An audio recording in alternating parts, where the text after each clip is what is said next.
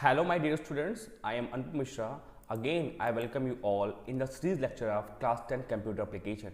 In this video, I will teach you what is cascading style sheet. Okay, so this CSS is a part of term 2 syllabus. You have to study this because this is given in the term 2 syllabus in HTML part 2. So I will show you the term 2 syllabus. Okay, so now see, this is the term 2 syllabus.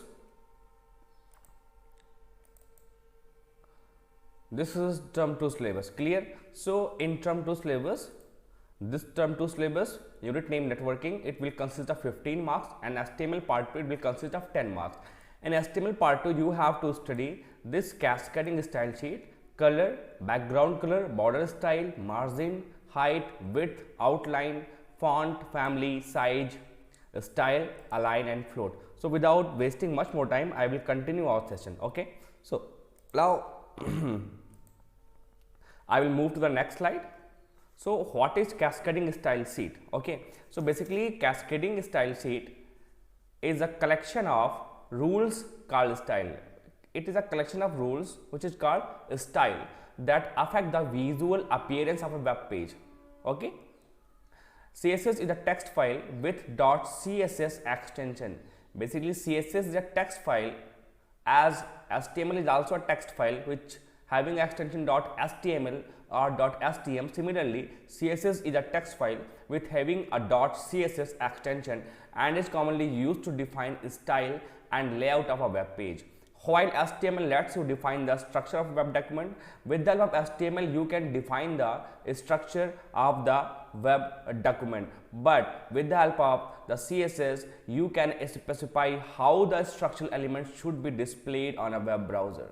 Okay, with the help of some properties of the CSS you can define how your structural documents will be displayed on a web browser. So CSS allows the web designer to design the web page formatting option through a style sheet with keeping HTML markup considerable.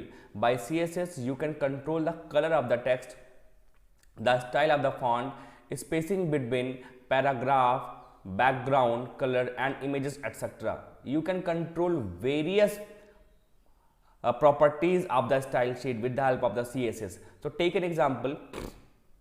In a web page there are 4 paragraphs. Suppose that you have to create a web page, right? You have to write the HTML code which have a 4 paragraph and you want all the sections to be pink in color, और चाहते हो कि सारे के सारे paragraph के जो sections हैं उनका कलर कैसा हो जाए, पिंक हो जाए, वो लेफ्ट अलाइन रहे एंड हैविंग फॉन्ट फैमिली, उनका जो फॉन्ट फैमिली है वो एरियल हो जाए. So in this case using the style sheet you need to specify the rule just once and it will apply to every instance of the p tag. इसके लिए क्या होगा, आप एक बार स्टाइल शीट लगाओगे और ये स्टाइल शीट सारे के सारे चारों पैराग्राफ के लिए एप्लीकेबल हो जाएंगे. अगर आप नॉर्मल, मैं नेक्स्ट स्लाइड पर दिखाता हूँ आपको कैसे. जैसे मैंने एग्जांपल लिया, ये सिंपल HTML की फॉर्मेटिंग है. HTML tag, head tag, title मैंने CSS ले लिया, whatever you want you can take as a title. Head tag again यहाँ पे मैं हेड टैग क्लोज करूंगा, ठीक है. स्टाइल टैग मैंने लिया. अब इसके अंदर देखो, हमने इस ये फिलहाल जो P आपका है, इसको अभी मैं सिंटेक्स बताऊंगा तो क्लियर हो जाएगा. ये P आपका सेलेक्टर है. ओके, P यहां पे आपका क्या है, सेलेक्टर है. और ये टेक्स्ट अलाइन लेफ्ट ये पहला डिक्लेरेशन है, फॉन्ट फैमिली एरियल दूसरा डिक्लेरेशन है, कलर ब्लू थर्ड डिक्लेरेशन है, मार्जिन टॉप 50 पिक्सल्स ये फोर्थ डिक्लेरेशन है. डिक्लेरेशन के अंदर ये अलाइन लेफ्ट आपकी प्रॉपर्टी है और ये फॉन्ट उसकी वैल्यू है. अभी जब मैं सिंटेक्स बताऊंगा then you will get the better clarity. Okay, sorry, text align ये आपकी प्रॉपर्टी है, लेफ्ट उसकी वैल्यू है. फॉन्ट फैमिली अगेन ये प्रॉपर्टी है और जो एरियल है ये इसकी वैल्यू है. सिमिलरली कलर प्रॉपर्टी है, ब्लू इसकी वैल्यू है. मार्जिन टॉप एक प्रॉपर्टी है, 50 पिक्सल्स इसकी वैल्यू है. ठीक है, ये 50 पिक्सल्स वैल्यू है. तो हुआ क्या कि मैंने एक बार ये हमने CSS प्रोवाइड कर दिया अपने P सेलेक्टर पे, जिसका टेक्स्ट अलाइन लेफ्ट है, फॉन्ट फैमिली एरियल है, कलर ब्लू है, मार्जिन टॉप से 50 पिक्सल्स है. तो ये चारों के चारों पैराग्राफ टैग पे, पी टैग पे एप्लीकेबल हो गया, रिफ्लेक्ट हो गया। ये फर्स्ट पैराग्राफ टैग है, ओके, देन ये मेरा नेक्स्ट पैराग्राफ टैग है, देन ये थर्ड पैराग्राफ टैग है और ये फोर्थ पैराग्राफ टैग है। तो ये चारों पे एप्लीकेबल हो गया, ठीक है। ये हमने नॉर्मल एक हेडिंग दे दिया है, H1 tag facts about internet. You can write any heading over here, ठीक है, and you can write any content in the P tag. My motto is only to explain the CSS, ठीक है। तो अब इसका output अगर मैं आपको दिखाऊं तो 1 सेकेंड,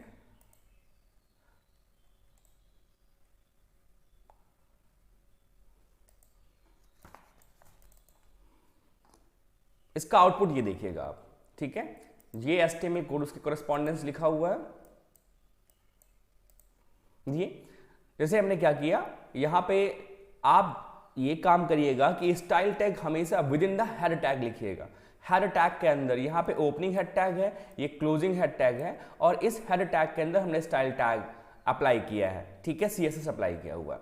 तो हमने इस हेडर, इस सेलेक्टर P पे अप्लाई किया ये सारे प्रॉपर्टी कि टेक्स्ट लाइन लेफ्ट है, फॉन्ट फैमिली एरियल है, कलर लाइन है, मार्जिन टॉप है, 100 पिक्सल्स है।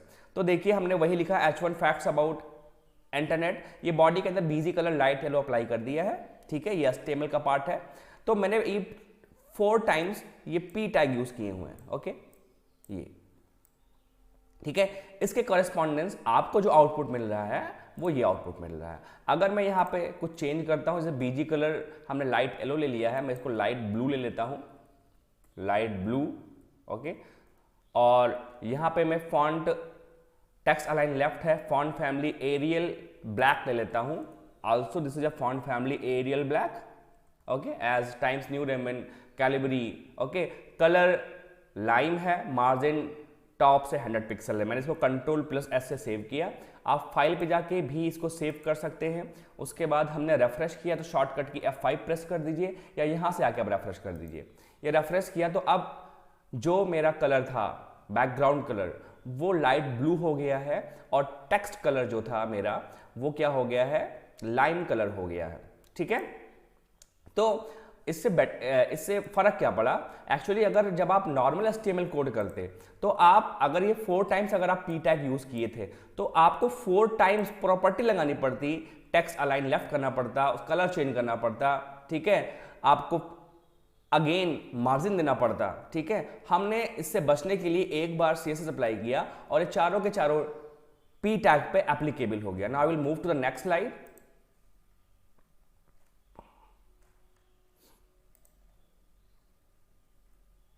अब ये सिंटैक्स है जो अभी मैं बता रहा था, सिंटैक्स है ये, सिंटैक्स को ध्यान से समझना, ठीक है।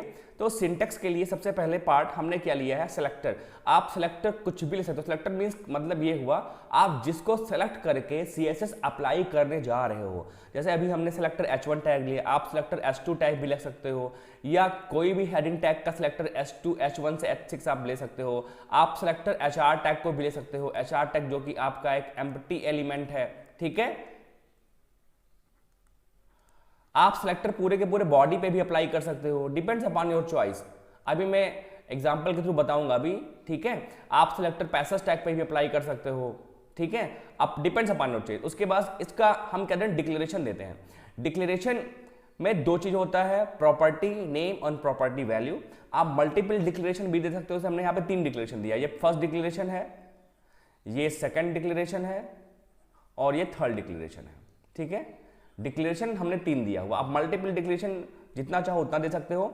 और इसके अंदर कलर क्या है, प्रॉपर्टी है, ग्रीन वैल्यू है, फॉन्ट फैमिली अगेन एक प्रॉपर्टी है, और एरियल उसकी वैल्यू है,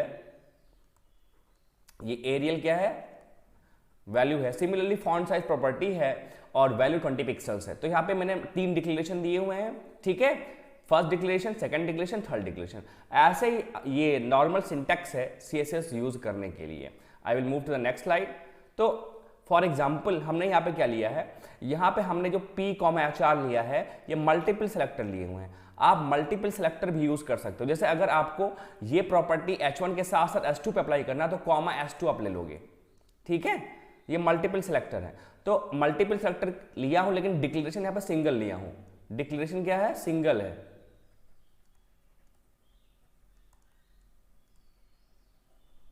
लेकिन ये क्या है, मल्टीपल सेलेक्टर है।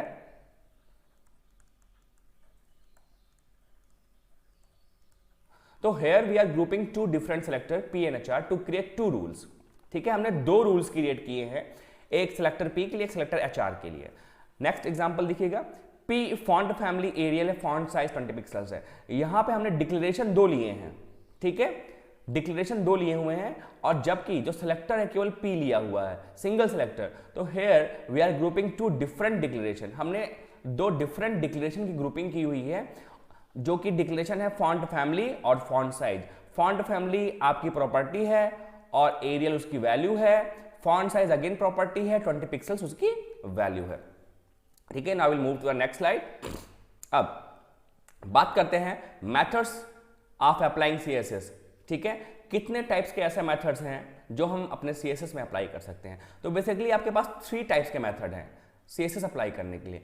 पहला मेथड है inline style using style attribute. हम इनलाइन स्टाइल जो सीएसएस है या इनलाइन स्टाइल शीट है, इसको स्टाइल एट्रीब्यूट्स के थ्रू डिफाइन करेंगे, और जितनी बार हम जो टैग यूज करेंगे, जैसे अगर मान लीजिए मैंने H1 4 टाइम्स यूज किया, तो हमको 4 टाइम्स एक एक करके डिफाइन करना पड़ेगा, एज इट इज ये प्रोसेस करना पड़ेगा। ठीक है, अगर मैंने मान लीजिए H1 के साथ S2 टैग भी यूज किया, आप जो भी डिक्लेरेशन देना चाहते हो, ठीक है, आपको डिक्लेरेशन देना पड़ेगा। ठीक है, उसके बाद दूसरा है इंटरनल।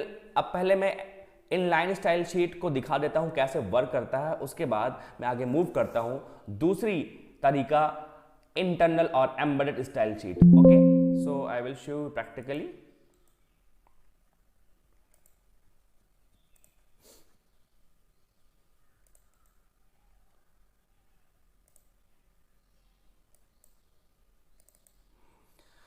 ये देखिए इनलाइन स्टाइल शीट है ये।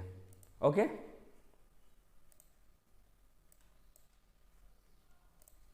यहां पे देखिएगा, तो मैंने क्या किया, जैसे मैंने आपको बताया था कि इनलाइन स्टाइल शीट का मतलब ही हुआ कि आप जो सीएसएस है, जो स्टाइल है, वो हर बार अप्लाई करोगे। जितनी बार आप H1 टैग यूज करोगे, जितनी बार आप P टैग यूज करोगे, जितनी बार आप लार्जेस्ट हेडिंग टैग यूज करोगे या HR टैग यूज करोगे, हर बार आप उसके अंदर सीएसएस अप्लाई करोगे। जैसे हमने यहाँ पे 3 बार, दो बार H1 टैग यूज किया और तीसरी बार S2 टैग यूज किया, तो हमने तीनों बार इसकी प्रॉपर्टी दी। पहली प्रॉपर्टी स्टाइल क्या दिया, फॉन्ट फैमिली एरियल है, फर्स्ट डिक्लेरेशन, कलर लाइम है, सेकंड डिक्लेरेशन। उसके बाद हमने एक लार्जेस्ट हेडिंग में एक नॉर्मल टेक्स्ट ले लिया, hello class, H1 tag close.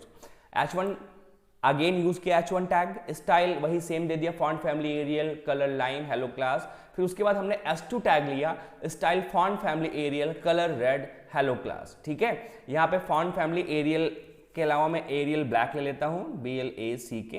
इसको मैंने सेव किया Ctrl+S से, आप फाइल पे जाके भी सेव कर सकते हो ऐसे। उसके बाद हमने अपने ब्राउजर को रिफ्रेश किया, तो देखिए ये क्या हुआ, जो हेलो क्लास था, क्योंकि ये लार्जेस्ट हेडिंग टैग है तो इसकी साइज आपको थोड़ी सी बड़ी मिल रही है in comparison to the S2 tag. ठीक है, जबकि ये देखिएगा H1 टैग का जो कलर था वो लाइम था। अब मैं H1 टैग के कलर को लाइम से ब्लू कर देता हूं। ओके,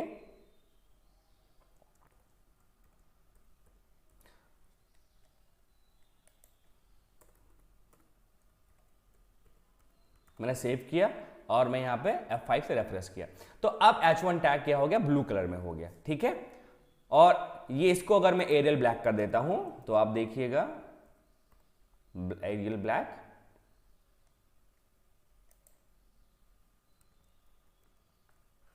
एरियल ब्लैक, इसको नॉर्मल एरियल ही रहने देता हूं। सेव किया Ctrl+S से, इसको रेफरेश किया। ठीक है, तो ये रहा इनलाइन स्टाइल शीट। अब आगे डिस्कस करते हैं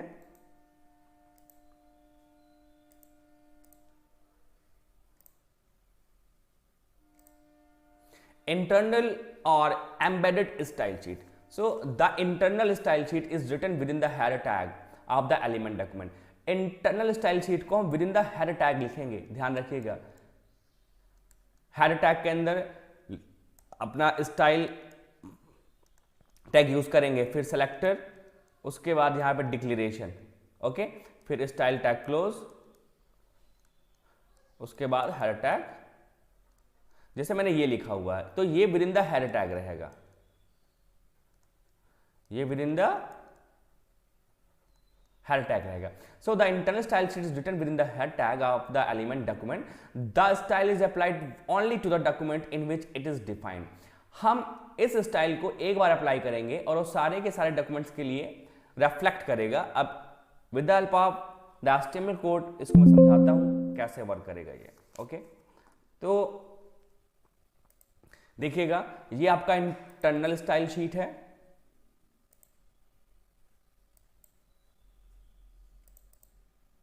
ओके, तो अब देखिए यहां पे इंटरनल स्टाइल शीट हमने क्या किया. इंटरनल स्टाइल शीट में केवल with in the head tag selector H1 लिया और एक बार अप्लाई किया. जितनी बार हमने H1 टैग यूज किया है उस पर एप्लीकेबल हो गया है. ठीक है, फॉन्ट फैमिली एरियल लिया है, कलर ब्लू लिया है, मार्जिन भी यहां पे एक डिक्रेशन ले सकता हूं. मार्जिन अभी आपको मार्जिन पढ़ाऊंगा.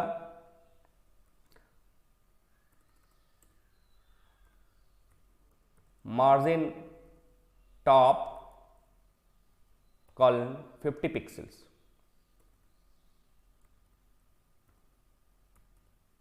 ठीक है, तो आपको टॉप से मार्जिन मिल जाएगी. मैं इसके आउटपुट को रिफ्रेश किया, अभी टॉप से आपको मार्जिन मिल जाएगी 50 पिक्सल्स की. ये टॉप से आपको मार्जिन मिलेगा और हर H1 टैग में मार्जिन एप्लीकेबल है. यहाँ पे देखिएगा जो मैंने सेलेक्टर लिया वो H1 टैग लिया है. तो जहां जहां H1 टैग मिलेगा, मैंने H1 टैग 3 बार यूज किया है, तो 3 बार हेलो क्लास के बाद आपको 50 पिक्सल्स की मार्जिन मिल रही है. अभी मार्जिन टैग के बारे में बाद में डिस्कस करेंगे आपसे, आपके सिलेबस में है. ठीक है, फॉन्ट फैमिली एरियल लिया, कलर इसका मैं ले लेता हूं लाइन, या कलर मैंने ले लिया pink.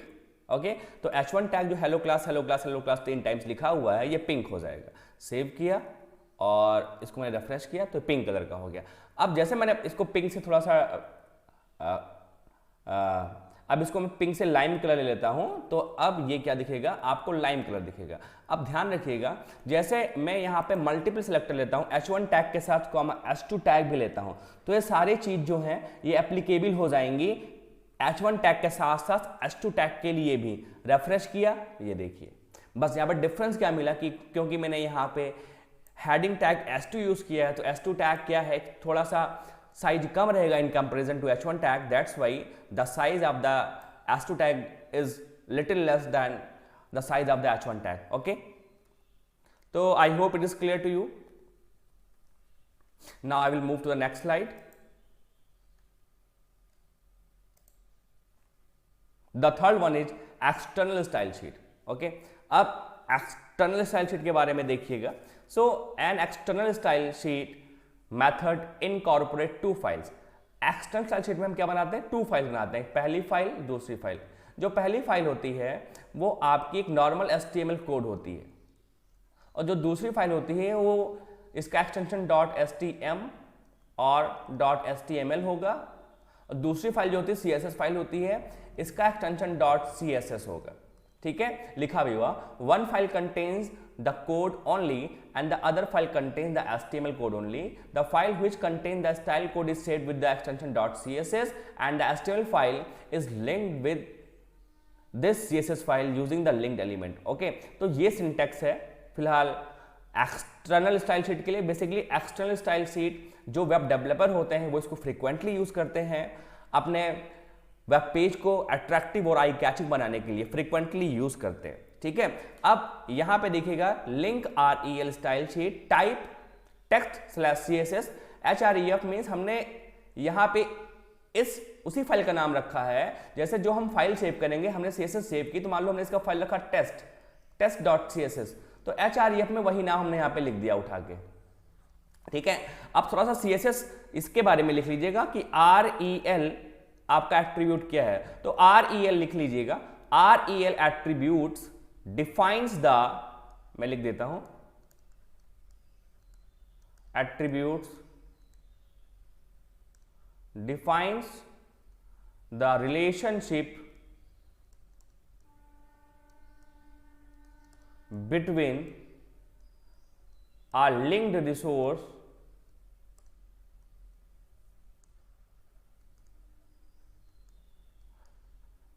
and a current document.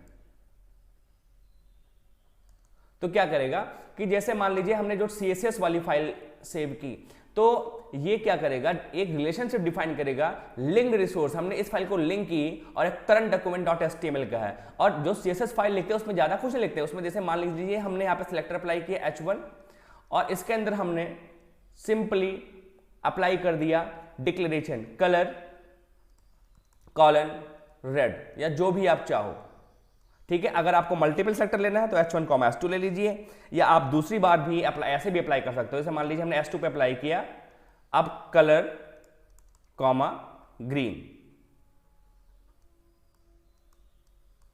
ऐसा भी अप्लाई कर सकते हो। तो इसके अंदर सिर्फ आप सिलेक्टर यूज करोगे, ठीक है, उसके बाद डिक्लेरेशन यूज करोगे और फाइल को सेव कर दोगे। फाइल नेम जैसे हमने फाइल नेम क्या लिया, test.css। Okay, now will move to the next part.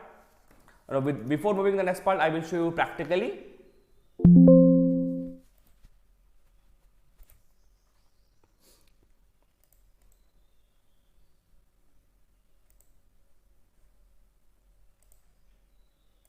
अब थोड़ा सा यहां पे देखिएगा, जैसे हमने ये फाइल सेव की, इसमें मैंने क्या किया, H1 कलर रेड और S2 कलर लाइम, ये मेरा दो सेलेक्टर है H1 S2 और इसके कॉरेस्पॉन्डेंस हमने डिक्लेरेशन दे दिया। हमने इसी फाइल को सेव किया है .css एक्सटेंशन के नाम से। अगर मैं इसका प्रॉपर्टी दिखाऊं तो आपको .css एक्सटेंशन नाम की फाइल दिखेगी। ये प्रॉपर्टी देखिए, .css extension cascading style sheet document .css extension, हमने इसमें इतना ही सेव किया हुआ है, ठीक है। और इसका आउटपुट देखिए, ये देखिए हमने क्या लिया, लिंक REL, मैं REL के बारे में ऑलरेडी बता रखा हुआ, style sheet type text/css href style.css, क्योंकि हमने जो CSS वाली फाइल सेव की है उसका नाम था style.css। उसके बाद हमने H1 tag hello class, H1 tag hello class, S2 hello class, मैंने दो बार H1 टैग और एक बार S2 टैग यूज किया, उसके अंदर प्रॉपर्टी अप्लाई कर दिया। तो आपको आउटपुट कुछ ऐसा दिख रहा है। अब अगर मैं कुछ इसमें चेंजेस करता हूं, जैसे इसके सेलेक्टर्स में जाके यहां पे चेंज करेंगे हम, इसको मैंने ओपन किया, अब H1 के लिए कलर रेड से हटा के मैंने कलर लाइम किया और S2 के लिए हमने कलर लाइम से हटा के लाइट ब्लू किया। इसको मैंने सेव किया कंट्रोल S से, या फाइल पे जाके सेव क्लिक कर सकते हैं।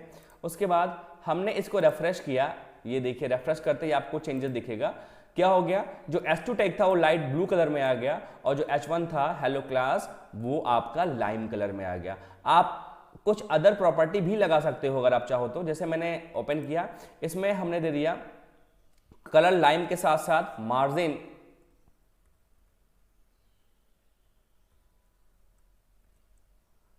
मार्जिन टॉप 50 पिक्सल्स दे दिया। ओके, तो इसको मैंने फिर कंट्रोल से सेव किया, इसको रेफ्रेश किया, तो H1 में आपको 50 पिक्सल्स की मार्जिन दिख रही है, ठीक है, जबकि हमने H1 टैग में मल्टीपल डिक्लेरेशन अलाउ किया है। तो ये एक्सटर्नल स्टाइल शीट है। अब आगे बात करते हैं, नेक्स्ट स्लाइड पे चलते हैं।